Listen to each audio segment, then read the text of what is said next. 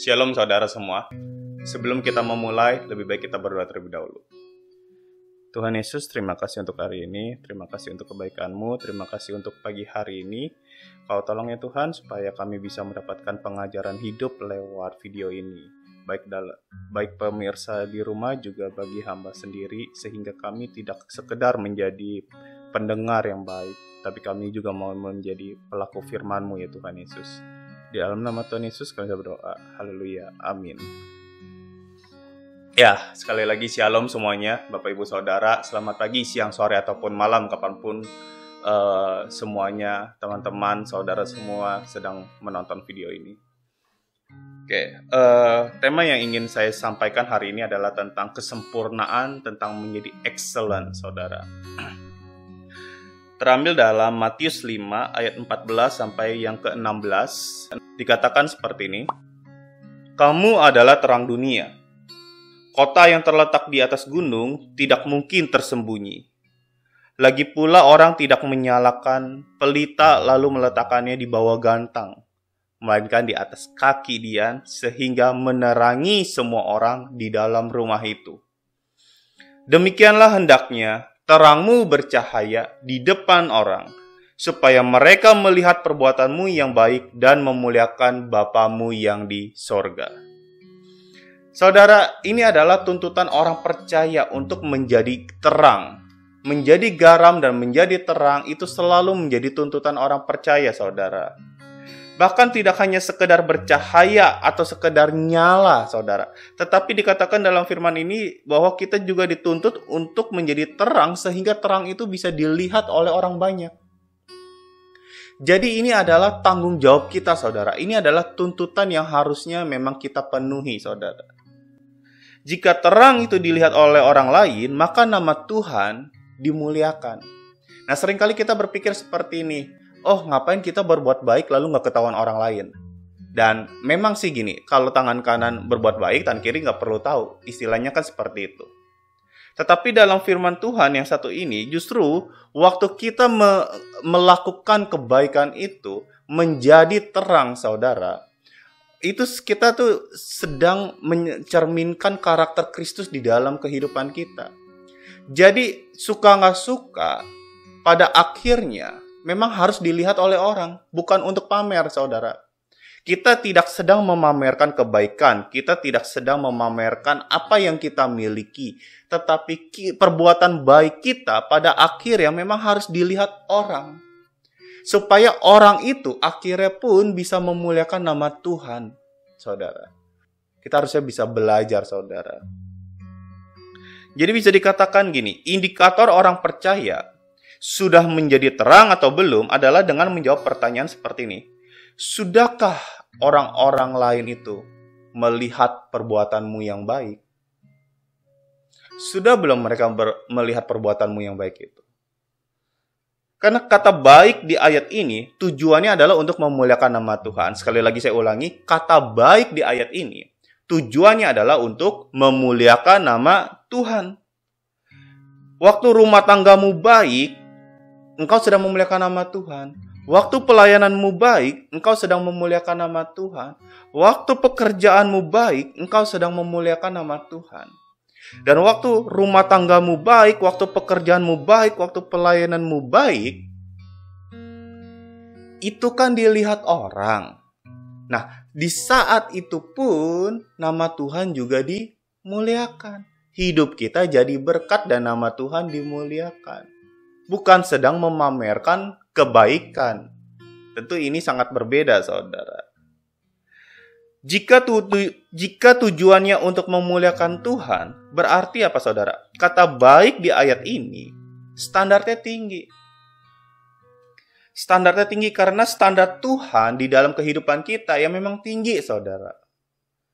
Jadi bukan sekedar, ya udah berbuat baik aja gitu. Bukan, saudara. Standar kebaikan dalam ayat ini tuh tinggi loh, saudara. Contohnya, saudara, ini standar Tuhan. Ini standarnya Tuhan ya. Ulangan 15 ayat yang ke-21 dikatakan seperti ini. Tetapi apabila ada cacatnya, jika timpang atau buta, bahkan cacat apapun yang buruk, maka janganlah engkau menyembelihnya bagi Tuhan Allahmu. Nah, saudara, arti di sini dikatakan hal tentang memberikan suatu persembahan di dalam bait suci itu sendiri.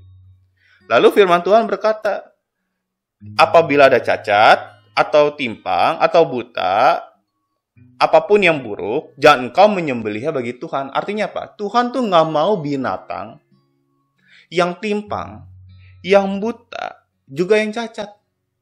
Tuhan mau persembahan yang diberikan kepadanya itu sempurna. Excellent. Tuhan mau itu, saudara.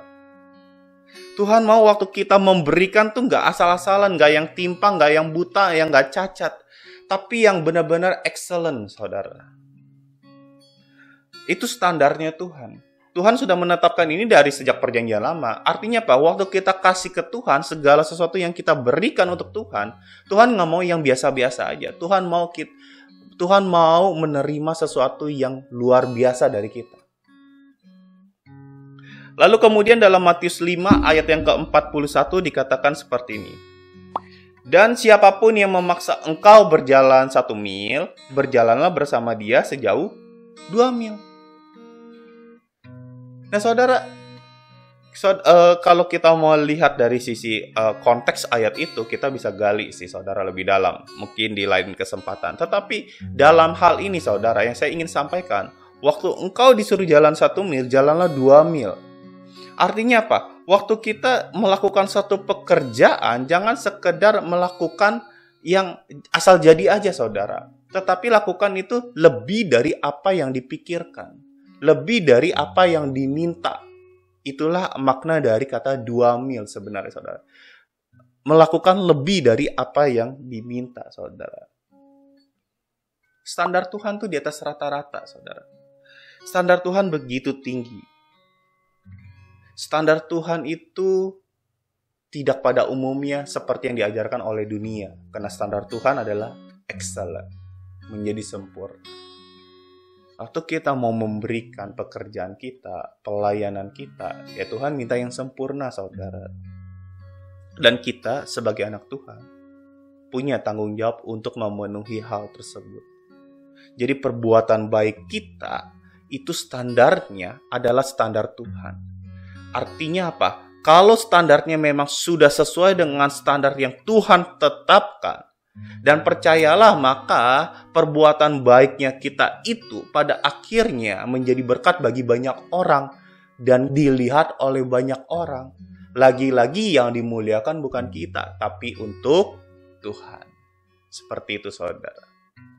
Saudara, segala sesuatu yang excellent, yang sempurna, biasanya tuh memiliki kualitas yang baik, kualitas emas. Itu yang dituntut oleh Tuhan sebenarnya kepada kita. Supaya kita tidak hanya menjadi anak Tuhan tuh yang biasa-biasa aja, tapi yang luar biasa, extraordinary. Arti kata excellent itu adalah extremely good, outstanding. Nah, saudara, saya suka nonton stand up comedy. Biasanya kalau orang nonton stand up comedy, saudara, apalagi kalau stand up spesial di satu ruangan, kita beli tiket untuk menonton acara tersebut. Nah, maka biasanya, saudara, kita kalau ada yang lucu, kita ketawa. Itu kan biasa, ya namanya juga stand up comedy gitu ya. Nah, ketawa, hahaha gitu kan ya, saudara. Nah, tapi kalau lucunya itu kayak kelewat batas, atau kayaknya luar biasa banget, extremely good gitu ya, saudara, atau outstanding. Nah, biasanya orang nggak hanya sekedar ketawa lalu tepuk tangan, saudara, tapi biasanya dikasih biasanya dikasih standing applause, saudara.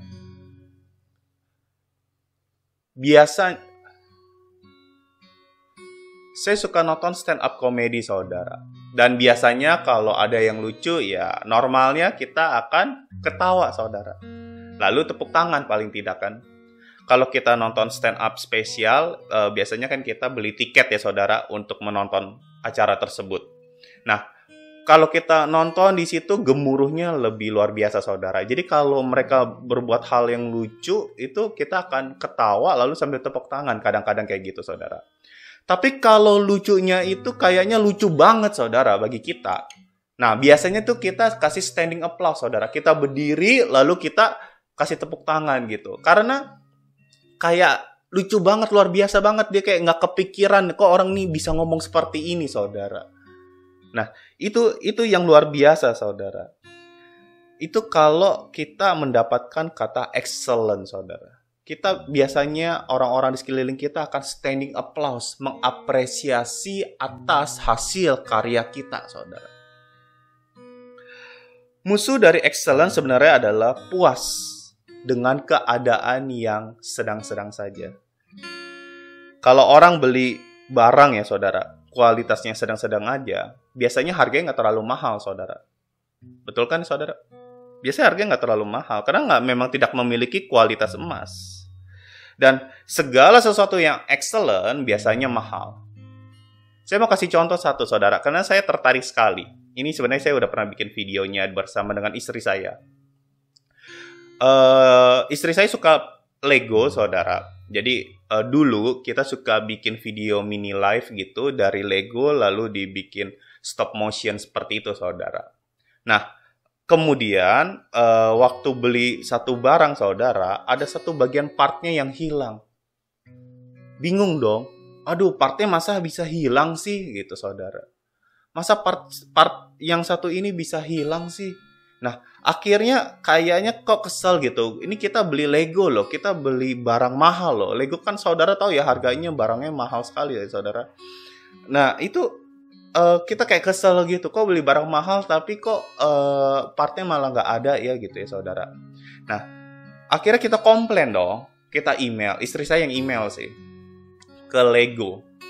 Setelah protes, singkat cerita saudara, itu diresponnya cepat, dibales juga emailnya. Nah, kemudian beberapa minggu kemudian saudara, yang luar biasa apa? Datang tuh kiriman paket dari Jerman langsung, yaitu part Lego yang kami nyatakan tidak ada waktu kami beli Lego tersebut. Saudara bayangin, cuman satu part kayak cuman saya nggak ada contohnya gitu ya. Kayak cuman satu gini doang, saudara. Bagian yang satu hilang itu doang. Itu benar-benar dikirimin dari Jerman langsung ke sini. Saya pikir tadi dari Lego Indonesia loh. Ternyata tidak, itu dari luar dan kayaknya dikirim lewat pos lalu kirim ke rumah kami langsung, saudara. Dan kami tidak harus membayar part yang bagian yang hilang itu, tapi kami harus membayar ongkos pengiriman kantor posnya. Saudara bayangkan ya. Nah, di sisi lain kami juga punya Lego, tapi Lego yang murah, saudara. Nah, Lego yang murah ini Lego yang palsu tentunya, saudara. Mereknya juga nggak jelas. Kalau ada partnya hilang, mau komplain kemana? Dan memang ada part bagian, kami ada Black Widow gitu, set Marvel gitu. Black Widow-nya tangannya nggak ada, saudara bayangin, saudara. Udah gitu mau komplain kemana? Si penjualnya. Email kemana? Nggak tahu. Karena nggak ada kejelasannya. Karena mereknya emang juga nggak jelas sih, seperti itu. Nah, kalau memang kualitasnya bagus, servisnya bagus, apalagi after service-nya luar biasa, saudara. Itu biasanya barangnya yang mahal, saudara. Karena memiliki kualitas emas. Makanya nggak heran, orang kalau punya uang, biasanya dia akan beli Lego, saudara. Atau merek Indonesia, tetapi yang bagus juga kualitasnya, saudara. Kenapa sih kita mau rela antri untuk membeli barang yang mahal? Ada orang ya, beli barang iPhone misalkan seperti itu, baru launching, mahal. Tapi kenapa rela antri? Karena kualitas, saudara. Excellent.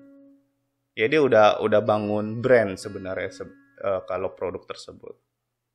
Tapi di sisi lain ya memang kualitasnya juga bagus, saudara.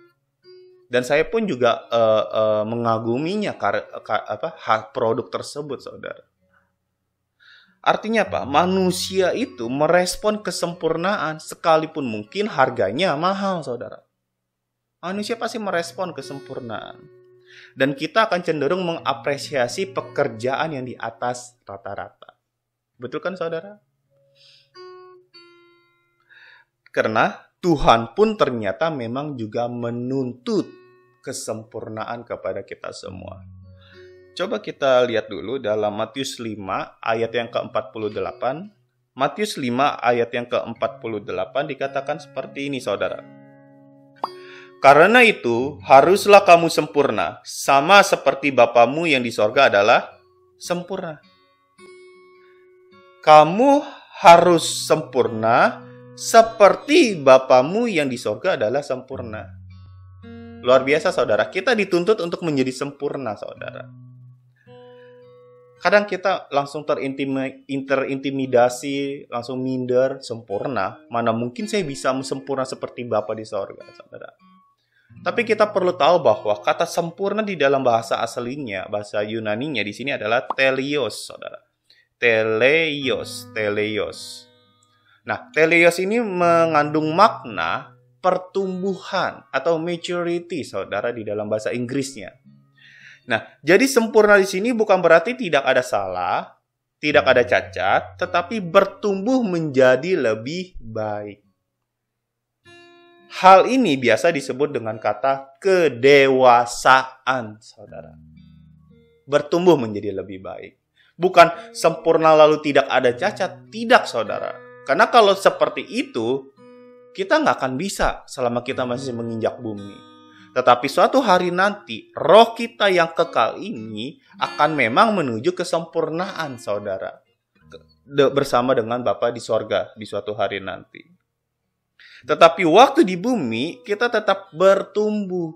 Ada proses. Kalau kita ngomongin pertumbuhan, layaknya sebuah tanaman, dari benih, lalu berakar, bertumbuh, lalu kemudian berbuah, itu ada prosesnya, saudara. Itu yang namanya bertumbuh, saudara. Dan kesempurnaan itu ya bertumbuh, berproses maksud saya.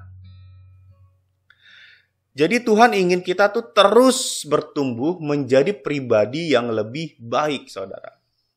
Nah, suatu ketika waktu saya kuliah teologi, Bapak Ibu Saudara, di kampus saya, STTRM, ada kata-kata di pintunya tuh seperti ini. Saya ingat banget, saudara, kata-kata ini. Dikatakan, tulisannya adalah, dilarang berkata tidak tahu. Dilarang berkata tidak tahu. Nah, saya nggak tahu itu tujuannya ditujukan kepada mahasiswa juga kah? Atau memang hanya kepada staf, saudara. Tapi memang yang saya tahu itu juga lebih utama ditujukan kepada staf yang saya tahu, saudara. Nah, jadi di kampus itu, staf-stafnya itu diajar untuk bertumbuh menjadi pribadi yang lebih baik, sehingga waktu ditanya sama mahasiswa, jangan buru-buru bilang nggak tahu. Nah, itu kan kebiasaan kita tuh, orang Indonesia. Nggak tahu, dikit-dikit nggak tahu. Gitu. Karena kayak nggak mau bertumbuh, kayak nggak mau coba cari tahu dengan kata menjawab nggak tahu, ya udah kelar gitu. Karena kalau kadang kita lagi sibuk, ya udahlah cengli. Tapi kalau kita sering mengatakan hal-hal seperti itu, ujung-ujungnya kita nggak akan pernah belajar, kita nggak akan pernah bertumbuh menjadi pribadi yang lebih baik. Teleios.